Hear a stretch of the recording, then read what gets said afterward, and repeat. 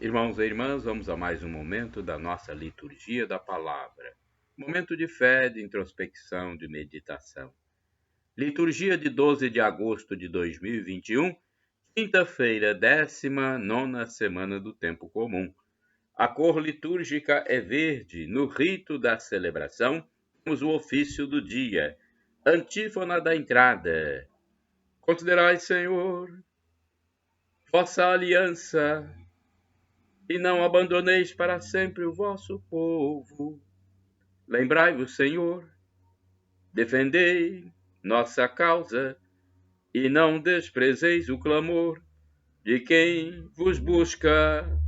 Salmo 73, versículo 20, 19 e 22. Oração do dia. Rezemos. Deus eterno e todo-poderoso, a quem ousamos chamar de Pai, dai-nos cada vez mais um coração de filhos para alcançarmos um dia a herança prometida. Por nosso Senhor Jesus Cristo, vosso Filho, na unidade do Espírito Santo. Assim seja. Primeira leitura do livro de Josué, capítulo 3, versículos do 7 ao 11, do 13 ao 17. Naqueles dias, o Senhor disse a Josué: Hoje começarei a exaltar-te diante de todo Israel, para que saibas que estou contigo, assim como estive com Moisés. Tu ordena aos sacerdotes que levem a arca da aliança, dizendo-lhes: Quando chegardes à beira das águas do Jordão, ficai parados ali. Depois Josué disse aos filhos de Israel: Aproximai-vos para ouvir as palavras do Senhor vosso Deus. E acrescentou: Nisto sabereis que o Deus vivo está no meio de vós, e que ele expulsará da vossa presença os cananeus. Eis que a arca da aliança do Senhor de toda a terra vai atravessar o Jordão adiante de vós. E logo que os sacerdotes que levam a arca do Senhor de toda a terra tocarem com a planta dos pés as águas do Jordão, elas se dividirão. As águas da parte de baixo continuarão a correr, mas as que vêm de cima pararão, formando uma barragem. Quando o povo levantou o acampamento para passar o rio Jordão, os sacerdotes que levavam a arca da aliança puseram-se à frente de todo o povo. Quando chegaram ao rio Jordão, e os pés dos sacerdotes se molharam nas águas da margem, pois o Jordão transborda e inunda suas margens durante todo o tempo da colheita, então as águas que vinham de cima pararam, formando uma grande barragem até Adã, cidade que fica ao lado de Sartã, e as que estavam na parte de baixo desceram para o mar de Arabá, o mar salgado, até secarem completamente. Então, o povo atravessou defronte a Jericó, e os sacerdotes que levavam a arca da aliança do Senhor conservaram-se firmes sobre a terra seca no meio do rio, e ali permaneceram até que todo Israel acabasse de atravessar o rio Jordão a pé enxuto. Palavra do Senhor, graças a Deus. Salmo responsorial é o Salmo 114, versículos do 1º ao 2º, 3º ao 4º, 5º ao 6º. Refrão: Aleluia, aleluia, aleluia. Aleluia, aleluia, aleluia, aleluia. Quando o povo de Israel saiu do Egito, e os filhos de Jacó, de um povo estranho, Judá tornou-se o templo do Senhor. Israel se transformou em seu domínio.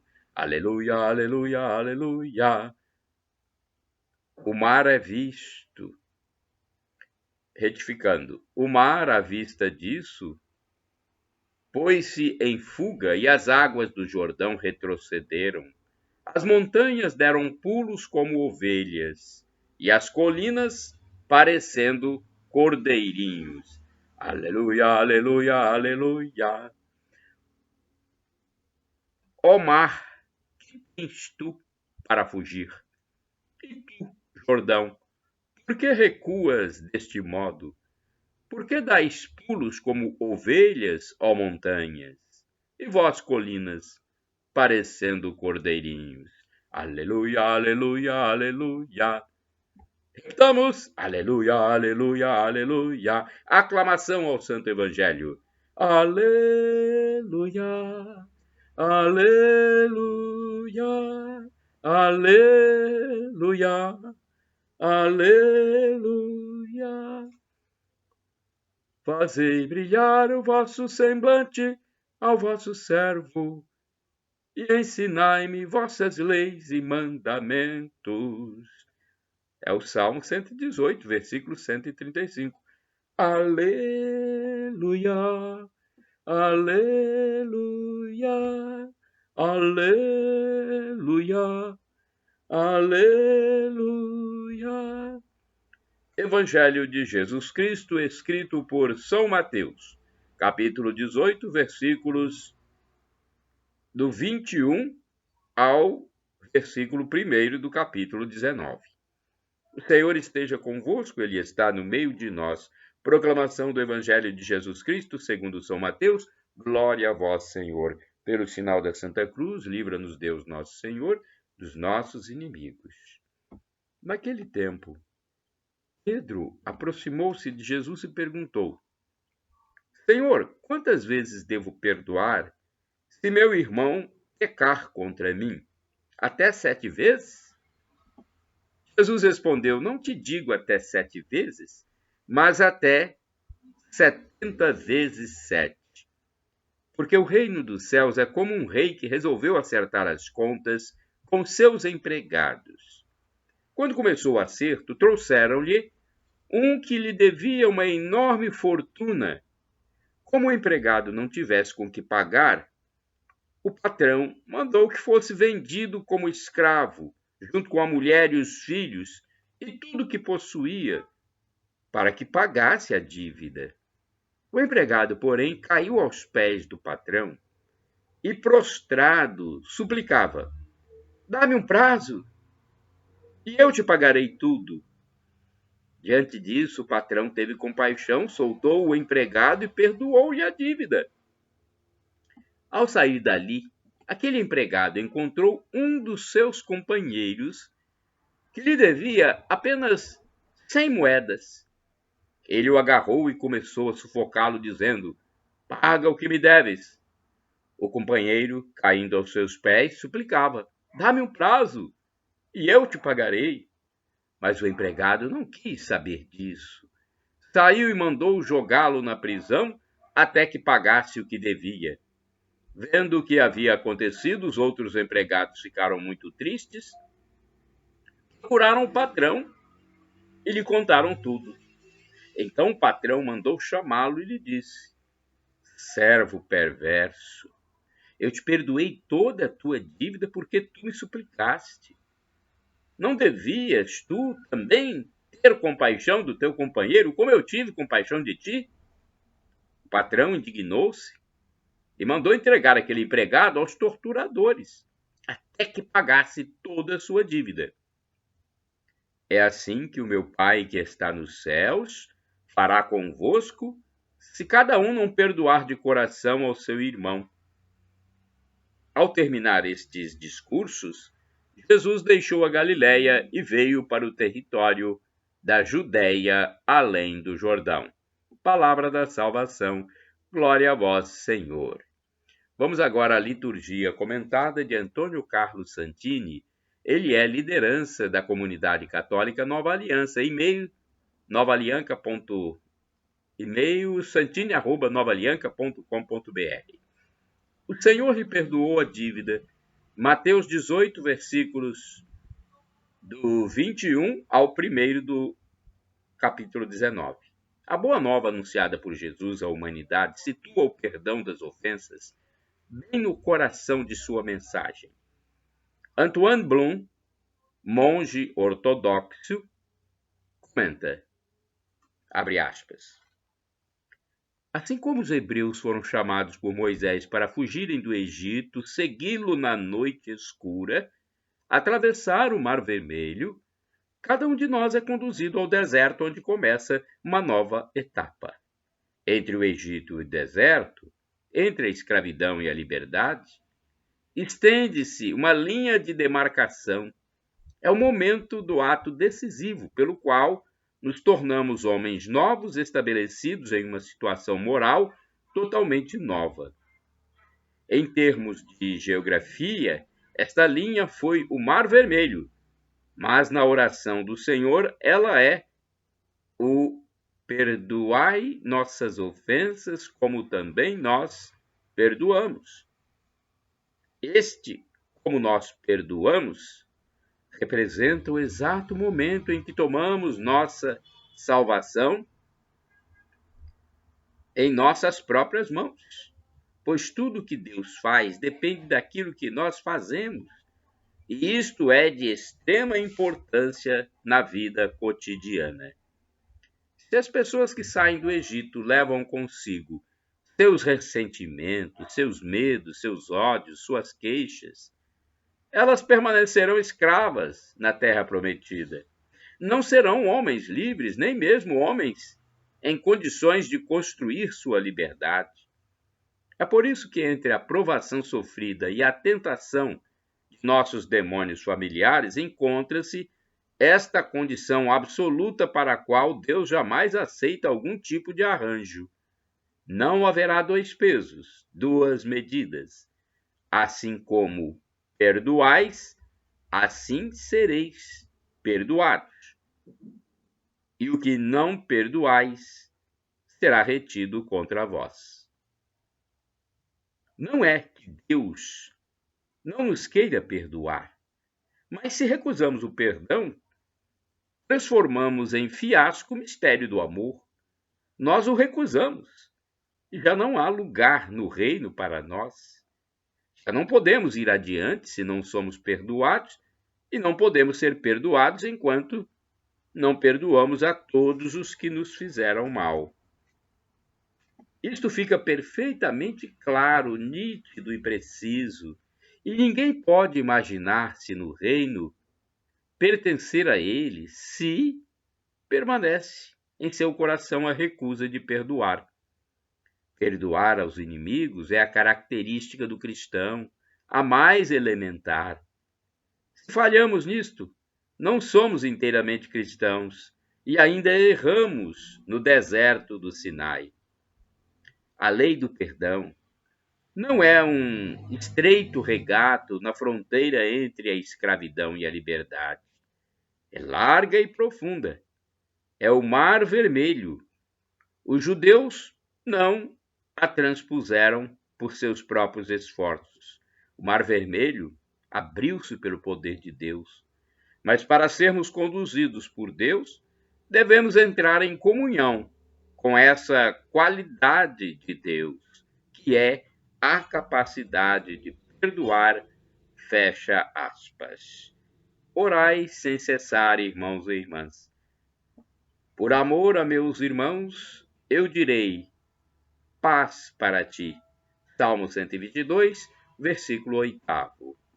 Vamos ao santo do dia, mas antes eu quero dizer que é um texto do padre Evaldo César de Souza, missionário redentorista que escreve para o site a12.com. Da minha parte, vocês podem utilizar as imagens que estão nos meus endereços eletrônicos livremente. No blog, repórterpaulomaciel.blogspot.com, no facebook.com/Paulo Maciel da Rádio, canal no YouTube, Paulo Roberto Maciel, e Instagram, Paulo Roberto Maciel, 6 barra. Foi Jesus quem mandou, não é? Ide pelo mundo e evangelizai o que de graça recebestes, deem também de graça. Por isso vocês podem utilizar essas imagens dos meus endereços eletrônicos livremente. Santo do dia 12 de agosto. Aliás, é uma santa. Santa Joana Francisca de Chantal. Joana era filha de um famoso político francês. Casou-se com o barão de Chantal, católico fervoroso, com quem levou uma vida profundamente religiosa e feliz. Na sua casa, o clima religioso era constante. Diariamente era rezada uma missa, da qual todos os servidores domésticos participavam. Ocupou-se pessoalmente da educação religiosa dos serviçais, ajudando-os em todas as suas necessidades materiais. Joana ficou viúva aos 28 anos de idade, com os filhos para criar. Dedicou-se inteiramente à educação de suas crianças, abrindo espaço em seus horários apenas para a oração e o trabalho. Nessa época, conheceu Francisco de Sales, futuro santo da Igreja, e o escolheu para ser o seu diretor espiritual. Passados 9 anos de viuvez, retirou-se em um convento. No ano seguinte, em 1610, junto com Francisco de Sales, fundou a Congregação da Visitação de Santa Maria, destinada à assistência aos doentes. Joana professou os votos e foi a primeira a vestir o hábito da nova ordem. Eleita a Madre Superiora, acrescentou Francisca ao nome de batismo e se dedicou exclusivamente a esta obra de caridade.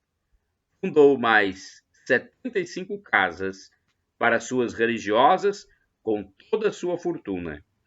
Depois de uma dura agonia motivada por uma febre, Joana morreu em 1641. Reflexão.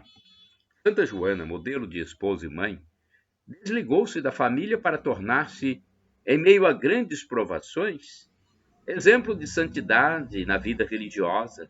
A ela podem ser aplicados com justiça os grandes elogios que o livro dos Provérbios faz à mulher forte. Quem achará uma mulher forte? O seu valor excede tudo o que vem de longe e dos últimos confins da terra. Levantaram-se seus filhos e aclamaram-na ditosíssima. Levantou-se seu marido e louvou-a. Provérbios, capítulo 31, versículos do 10º ao 28. Oração, rezemos. Concedei-nos, ó Deus, a sabedoria e o amor que inspirastes a vossa filha, Santa Joana Francisca de Chantal, para que, seguindo o seu exemplo de fidelidade, nos dediquemos ao vosso serviço e vos agrademos pela fé e pelas obras, por nosso Senhor Jesus Cristo, vosso Filho, na unidade do Espírito Santo. Amém. Santa Joana Francisca de Chantal, rogai por nós. Shalom Adonai é uma expressão hebraica que significa a paz de Deus. El Shaddai significa Deus onipotente. Ele proverá, creia. E Maranata, como dizem os nossos irmãos protestantes ou evangélicos, nossos irmãos separados, ou Maranatá, como dizemos nós católicos, não importa, porque somos todos irmãos e a tradução é a mesma para o português. Tradução do aramaico, dialeto de Jesus, para o português é vinde, Senhor Jesus, ou vem, Senhor, Senhor vem. É um chamamento pela volta de Jesus. Um dia ele vai voltar e vai nos julgar. Temos que estar preparados. Se ele nos absolver, o que nós esperamos que aconteça, nós seremos como anjos. Iremos para o paraíso e teremos uma vida com felicidade, em plenitude, louvando para sempre o Criador. Shalom, a paz.